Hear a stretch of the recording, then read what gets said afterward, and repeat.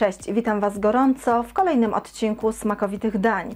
Zapraszam dzisiaj na placki ziemniaczane, klasyczną potrawę przygotowaną z ziemniaków, czyli na pyszne i chrupiące placki, które najlepiej smakują podane ze śmietaną, gulaszem czy w wersji na słodko. Zapraszam do oglądania filmu. Składniki. Obrane ziemniaki ścieramy na tarce o małych oczkach do dużej miski.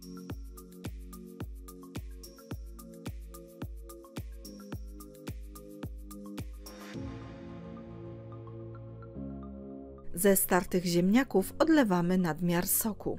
Do drugiej miski ścieramy na tarce o małych oczkach cebulę.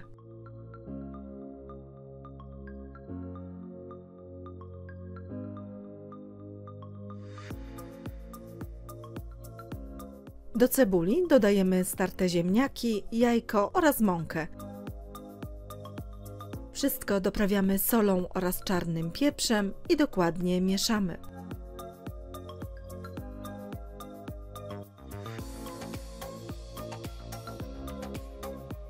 Na patelni z rozgrzanym olejem smażymy niewielkie placki z obu stron na rumiano. Usmażone placki zdejmujemy z patelni i odsączamy z nadmiaru tłuszczu na papierowym ręczniku.